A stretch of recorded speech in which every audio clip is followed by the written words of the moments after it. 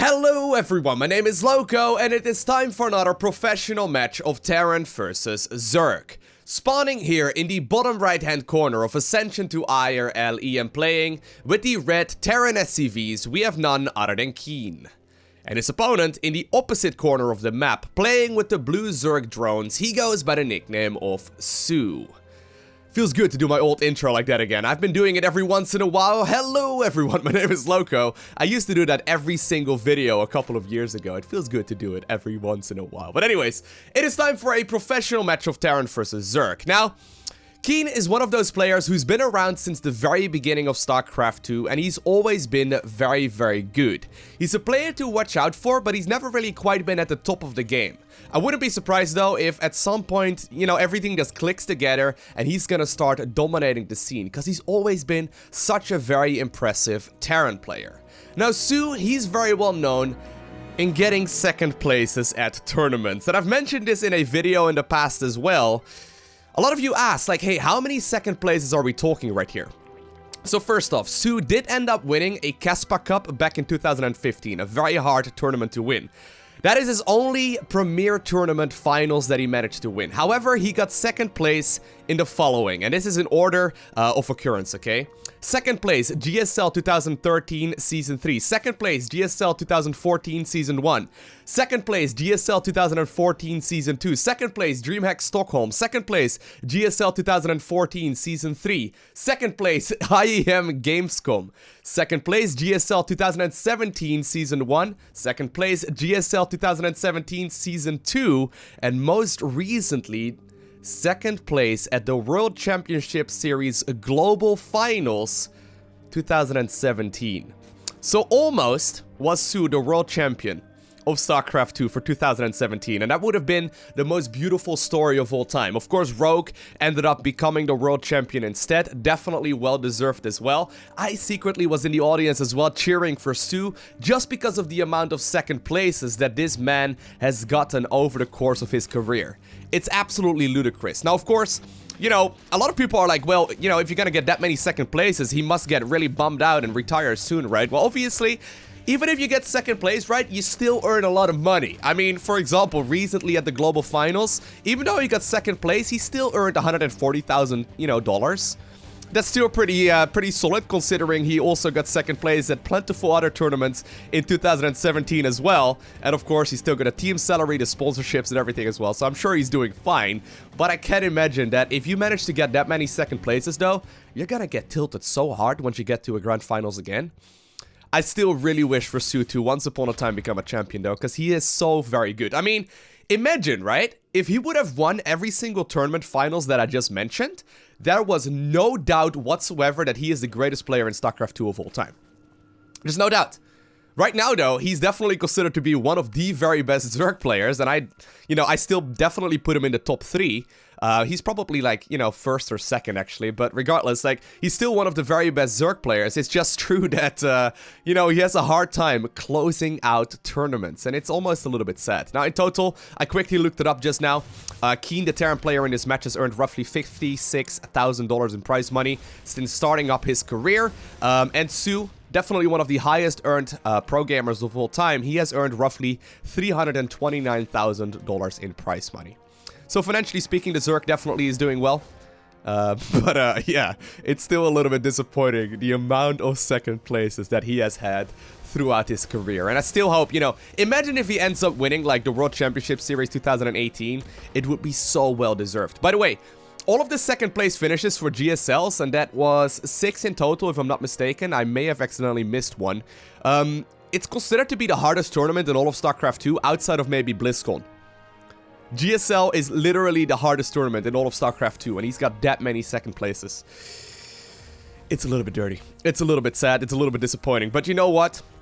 I'm a massive fan. I think that Sue definitely deserves to become a victor once upon a time in hopefully a couple of GSLs and then maybe the World Championship Series as well. Anyway, before I blabber on about all kinds of unrelated things, because this game has been going on for nearly 5 minutes, I think it is time to talk about the game.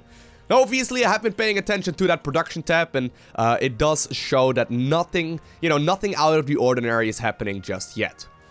Recently, in the Terran versus Zerg matchup, we have seen players prioritize a lot more mech play. However, now that the Infestor got nerfed, and it actually received a bit of a double nerf, Infestors now can no longer cast fungal growth from burrowed, and the fungal growth radius is quite a bit smaller as well.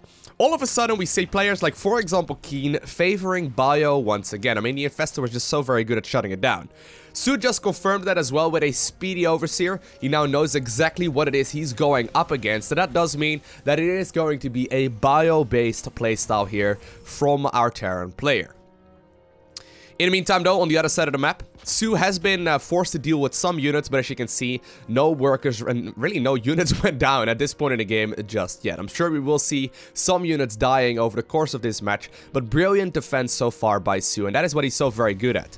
Usually, he's one of those Zerg players that just simply gets away with so many drones while not really taking any kind of critical losses. And yes, I did just recently describe Rogue in a very similar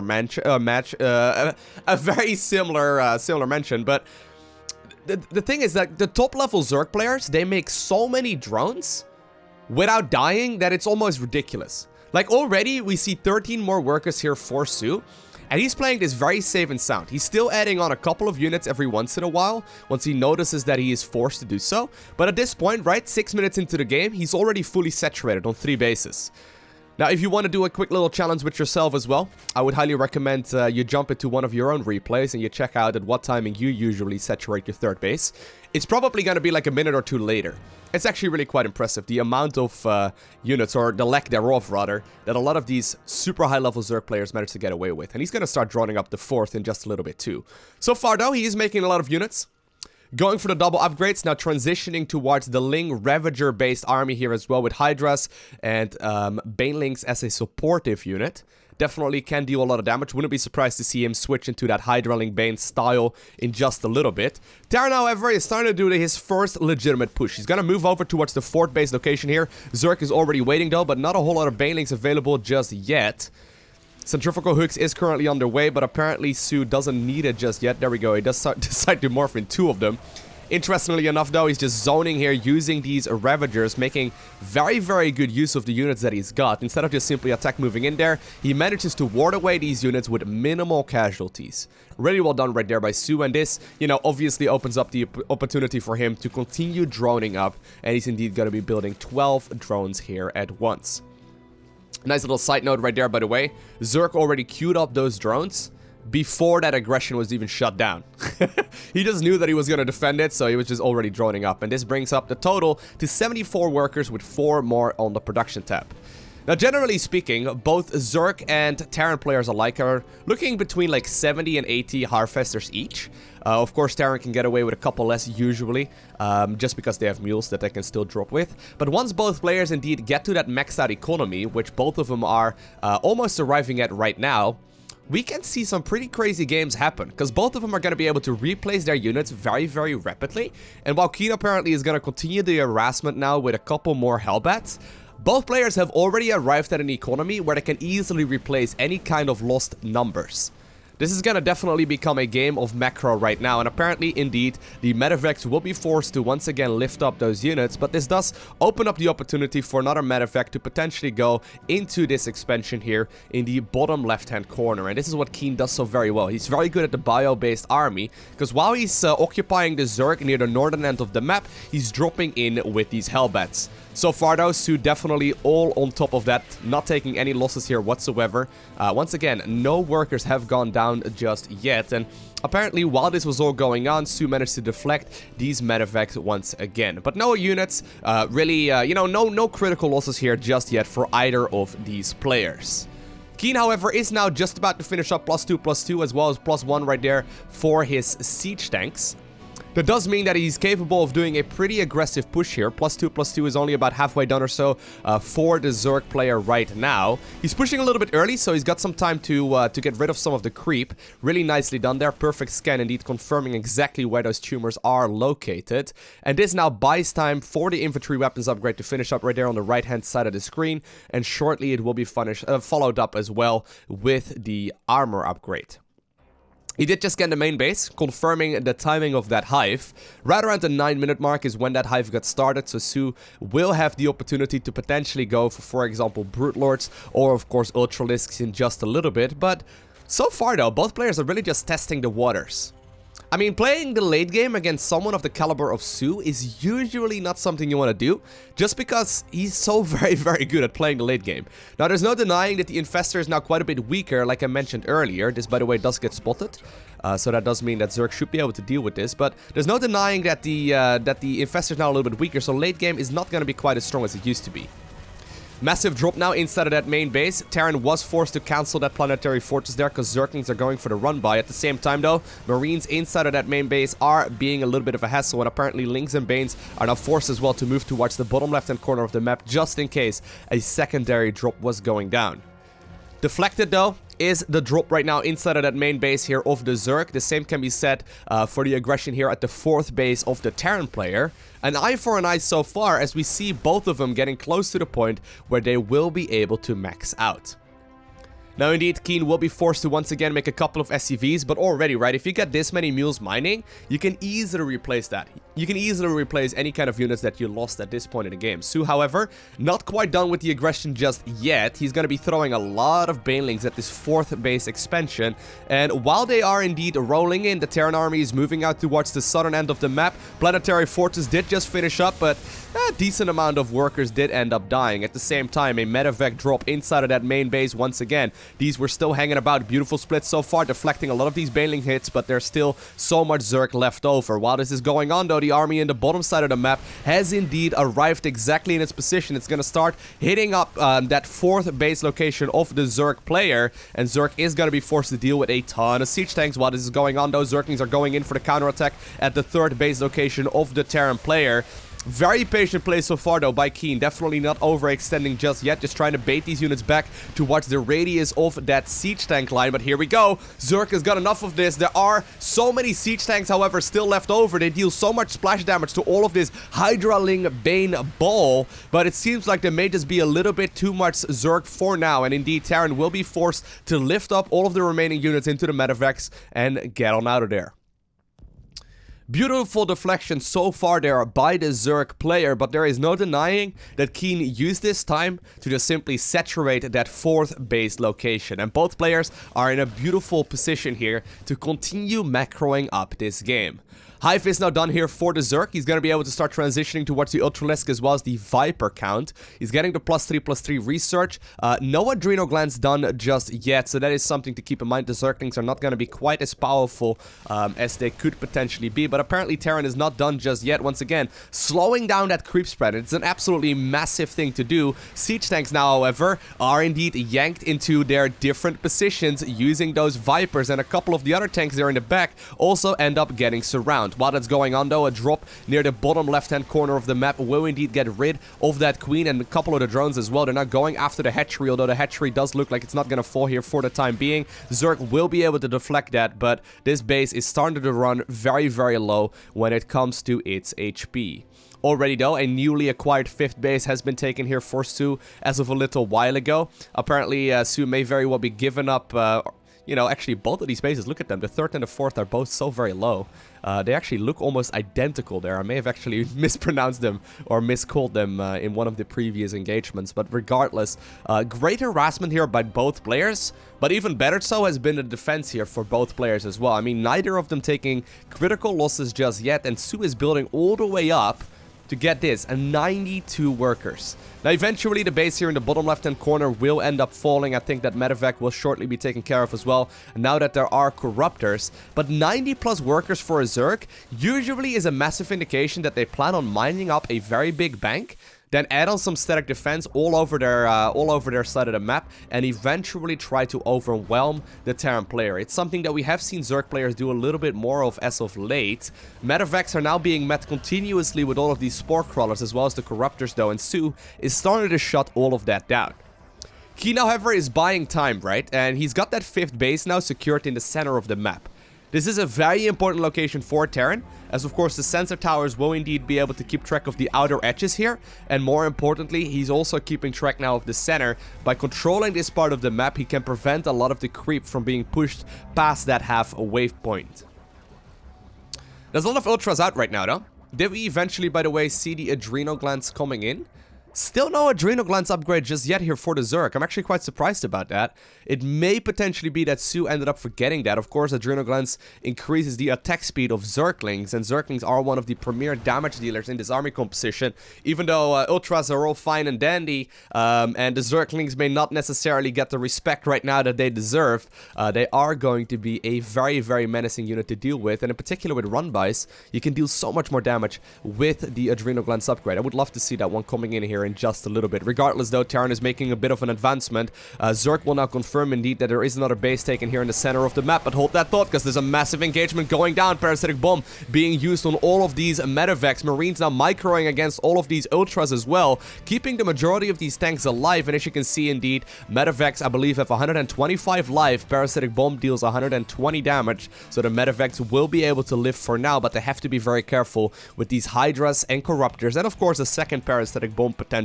coming in here from the Zerg player in just a little bit. Still 90 plus harvesters here for the Zerg. That's a massive amount. His bank is already getting up to a very decent amount as well, about 5,000 resources set up. But once again, right, while Keen is pressuring here in the middle of the map and he's trying to take control of this area, I highly doubt that he plans on closing out the base or this game right now, although if Zerg overextends here, there's definitely a chance for that as well. But he's buying himself a lot of time to also now take another base here near the top right-hand corner of the map. He's slowly securing more and more bases, and I think it's really well played. Slow pushing now with the siege tanks as well. Siege tanks, of course, extremely powerful. Still, there's a lot of Ultras and Zerglings and whatnot available, so Terran has to be careful. Great target firing right there on those Banelings as well, preventing those from dealing the splash damage here on all of those Marines. Once again, stemming forward. Absolutely brilliant play so far, actually, by Keen, though. Look at his patient, beautiful play.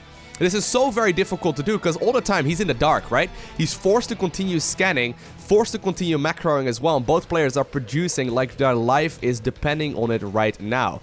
Keen is continuing pushing forward right now with the siege tank, just inching them towards this this central base here as well for the Zerg. However, Ultras now at the max out upgrades, 6 more are coming in, and Queens are now also forced off the line to transfuse all of these Ultras. Look at them, keeping that one Ultra there alive for an extended period of time. Still, the reinforcements here for the Terran player are continuously coming in, and this engagement here for Keen is absolutely insane. He's getting so much value out of all of these units that he's got. This is just beautiful. Look at that. He's going to be able to kill this base here, playing it slow and steady rather than overextending and being forced to go home. He eventually kills it a little while later, and this may very well open up the opportunity to kill the base here in the center of the map as well. This is the kind of game where I'm looking at it and I just know that I will never be able to match this level of skill. It's absolutely insane how well both of these guys are approaching this. Su, so far though, definitely still at the supply count advantage. He's gonna once again try to set up a surround. This may very well be enough to deflect this Terran aggression, but there are still so many Terran units here in the center of that map. That high ground here is absolutely on point here for Keen, getting so much value out of those high ground siege tanks that it's so difficult for the Zerg to actually see what's going on. Still, so many reinforcing units are now coming in as well, though. Su is not done just yet. He wants to push these units back home. 6 more Ultras, once again, on that production tab. Maybe Keen eventually overextended just a little bit, but he has done a critical amount of damage, and he's actually still dealing a magnificent amount of damage to these Ultras as well. Look at that. +3/+3 bio, absolutely spot on. The siege tank with +3 attack as well, dealing so much damage. They're just simply picking up kill after kill after kill. Look at this. Already 19 kills on this single one, 11 on the one by the watchtower. Ludicrously well done here so far by Keen. But I can't help but wonder that eventually he's gonna be deflected here as Zerg manages to hold on, and Keen indeed is dropping down in the supply counts. This does open up the potential here for the Zerg to go for an offensive push as well. I don't really know if he wants to do that though, because there's still so many Terran units coming out here at every single moment that goes by. Planetary Fortress here. near the northern end of the map is now taken as well. There's a dropship that now found another expansion here towards the central southern part of this map. And I think that Su will indeed be able to deflect this for the time being. But that base has been spotted. And I don't think that Keen is going to allow his opponent to mine from this one for very long. Look at this siege tank focus though. It's actually really interesting to see this. Obviously, Widow Mines have received quite a couple of buffs. But apparently Keen is just like, yo, no, I don't need to do that. If I just make a lot of tanks, eventually I know for a fact that I'm going to be able to kill my opponent. The thing, of course, that we do have to keep in mind as well is that there are a lot of Corruptors out continuously here throughout this match. There's no Greater Spire just yet, if I'm not mistaken, for the Zerg player. But there's always that potential, right, to go for the siege tank counter here by going for the Brute Lords. Now, apparently, these couple of tanks, though, they're not meant to live because they will be forced to get on out of there. One medevac also at very low amounts of HP will just barely be able to unload some of those units, but apparently their brethren do end up dying. At the same time, though, near the northern end of the map, and I love this multitasking here from both ends, Keen is once again trying his very best to abuse the positioning of this map, making sure these rocks are not down just yet. He's going to slow push up this ramp. This makes it so very hard for the Zerg to go for any kind of surround whatsoever. Su did now leave an Ultralisk near the central bottom part of this map, so he will be able to keep that base alive for a little while longer, as indeed a single medevac is going to try and drop off some of these units once again and gun down some of those drones. But still, the Ultras are now going in for the surround here near the back of this Terran force. Beautifully played here, though, by the Zerg player, trying to make the most of this scenario. But the Ultras just simply are taking so much damage. +3 attack. Siege tanks are insanely good. Interestingly enough, right, we do not see that Liberator switch here from the Terran. Apparently another dropship now went towards the bottom left-hand corner of the map and killed another 10 drones there. But interestingly enough, another drop is coming in. Interestingly enough, no Liberator switch. I wonder why that is. We see Terran players playing Liberators for so very long right now against all of those air units. Oh, look at that. A single Viper for their troubles as well. That's actually really nice. I guess it may just be due to the fact that he knows that Su is going to counter Liberators right from the get-go, using his Vipers and using his Corruptors. And, you know, Siege Tanks seem to do pretty well. I mean, he's not even making Marauders either, just simply focusing on Marines and Siege Tanks to try and fight these Ultras. And so far, he's doing a very good job at exactly that. Once again, baiting these Zerg units back towards that Siege Tank line of fire. There's 3 Siege Tanks coming out continuously here. They're somehow, some way rallied towards this really little bit of an odd positioning here for Keen. I mean, that single tank there is blocking a lot of the positioning.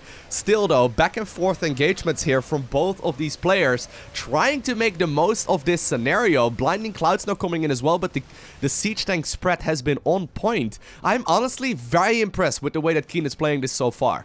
I mean, he's still barely holding on here by the skin of his teeth.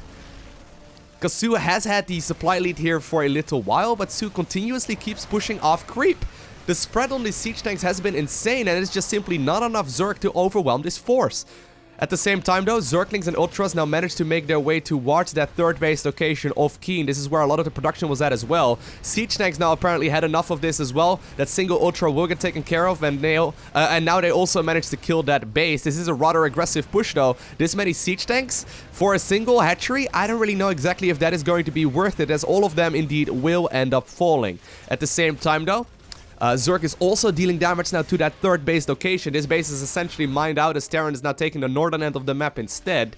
He's gonna try and hold on to this command center for a little while longer. Of course, the scans and the mules are still absolutely crucial. Finally, does Su realize that he did not have the adrenal glands upgrade just yet. I wonder how big of a role that has played in this game so far, because he has made tons of Zerglings, and he hasn't quite been able to clean up his opponent's units just yet. Keen, though, is going to stim forward once again, kill a lot of these drones. They will end up dying in just a matter of seconds. Look at that.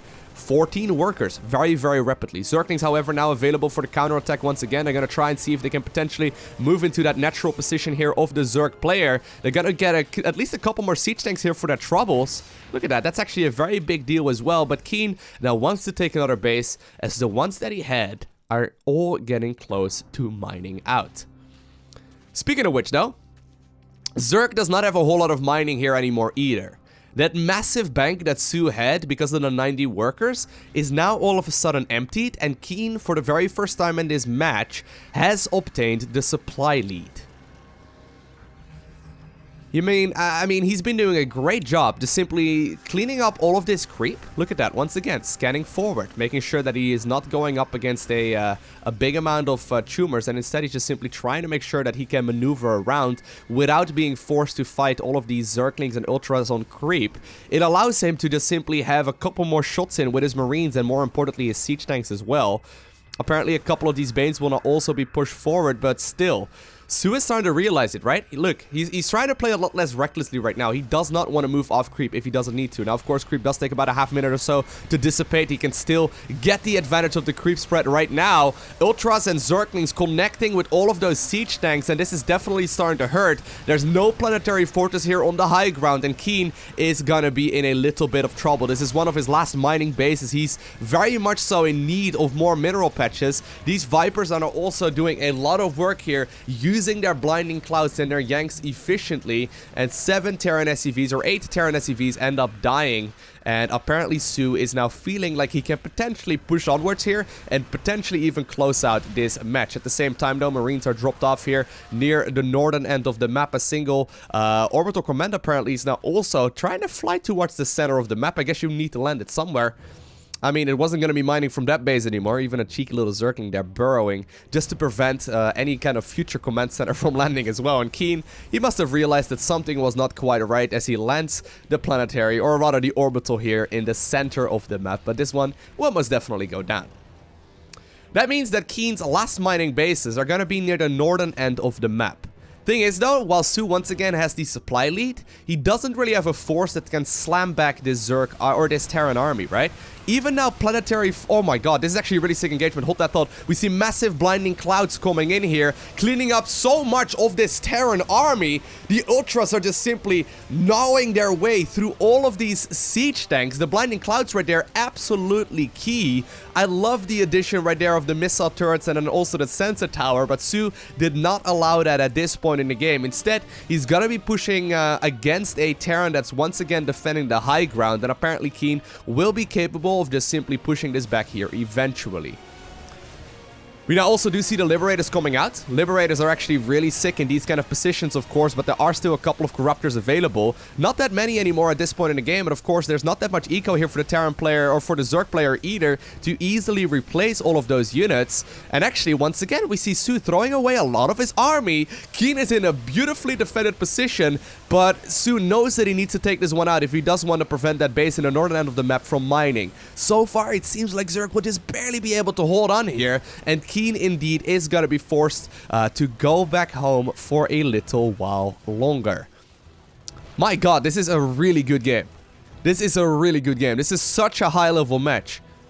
Good luck trying to copy this. I mean, if you just recently got started in StarCraft 2, this may almost be demoralizing if you know, look to become one of the best players on the planet, because both of these guys are playing their absolute hearts out. Once again, though, the Zergling is going to be able to connect with a couple of those Marines, but the siege tanks in the distance are capable of pushing them away for a little while longer. Eventually, though, Su got what he came for. He managed to kill that command center there, but there is still a lot of Terran now left over. Army supply counts dead even. Keen, of course, is still going to be dropping those mules as well. He's going to be capable of continuously mining off of the bases that he's got. Terran now scanning ahead as well to confirm that there are no more mining bases here for the Zerg either. And while Keen has done a great job at, you know, containing his Terran opponent, he has not quite taken the base in the southern part of the map once again, because he was forced to spend so much money on the bases near the northern end instead to try and prevent his opponent from mining once again. This back and forth, though, Keen is going to do this all day. He's going to be able to do this all day, because these siege tanks in the back are very, very menacing. A couple of Banelings are trying to go for the runaround as well. They will get picked up in just a matter of seconds. Brilliant micro there, but at the same time, though, Zerglings and now also Hydras and Corruptors are going in for the run-by. Apparently, though, instead of just simply trying to defend this, Keen is going to continuously micro back and forth here near the northern end of the map, and is going to use his reinforcements to eventually clean up this massive run-by. There are still a lot of Zerglings, however, left over. Definitely enough to clean up all of these Marines, and indeed they will be forced to get on out of there. Not that many units available, but these planetary fortresses are going to be able to keep the Terran player alive here for at the very least a little while longer. And look at this, right? The siege tank on the high ground, stimmed Marines once again running down. I think that Keen manages to hold on there. But Zerg, once again, does have the supply lead. 65 harvesters remaining for Zerg, but just not a lot of mining. Look at that. The base in the bottom corner, only just now, or I guess the bottom central part of the map, only just now getting mined from once again. But it's all long distance mining. All of these mineral patches are gone, with the exception of the ones here near the northern end of the map. That means that the last mining bases are at the very north and the very bottom. There's also one over here, but I don't think either player is going to be able to micro from that or mine from that during this match. But here we go. Zerg is okay. Oh, man. Zerg is once again apparently engaging off creep. That was an engagement right there. That was actually very important. Keen does not have a lot of resources, but neither does Sue. Throwing away a lot of these units is usually okay if you're capable of still replacing it pretty quickly. But that bank that Sue had accumulated is now all of a sudden disappearing. Great pickup micro as well, preventing the splash damage right there from those siege tanks from taking out his own marines. The Terran player is actually gonna go after this base here near the northern end of the map. I thought that Sue was really far ahead, but look at the reinforcements right now of the marines coming in as well. I think that Keen may just barely be able to do this. The amount of mining here from Sue is absolutely down the drain. He's just about to finish up the base here near the central bottom part of the map. But that is so sick. Keen just managed to clean up a very, very important force. Still, there's not a lot of mining here. Terran's not really mining whatsoever. Apparently, though, the last base here that's really mining here for either player is near the bottom part of the map. 38 harvesters, but this you know, there's no way. Sue cannot defend this. Siege tanks on the high ground and on the ramp? How difficult will that be to actually try and defend? And here we go. Marines indeed are stimped forward once again. They're going to be capable of cleaning up the last Lynx and Hydras. And somehow, some way, in one of the best Terran versus Zerg matches that I have ever seen, Keen ends up obtaining the victory against Sue. That was so well deserved. I actually thought until the very last second there that Sue was going to be capable of winning that. I mean, he was not trading efficiently off creep, but he was just simply mining so much, right? He managed to contain the Terran player off of like 5 bases, and he was mining off of like 7 or 8 himself. So, you know, even if you don't trade perfectly efficiently, eventually you're still going to be able to overpower the Terran just because you got lots more income, right? But Sue, I mean, he definitely threw away a lot of units trying to contain that Terran player, and Keen just simply tried to fight his way through it absolutely brilliantly. That was a well-deserved victory here for the Terran player, and I genuinely hope that you enjoyed watching this game. If you did, make sure you hit that like button down below. If you didn't like it, first off, what's wrong with you? But if you really... If you really didn't like it though, feel free to go ahead and dislike the video as well. And please leave me a comment of what you would like me to improve upon in the future. Other than that though, I want to thank you for watching. Have an amazing day. Do not forget to smile, alright? And I will see you again in the next one.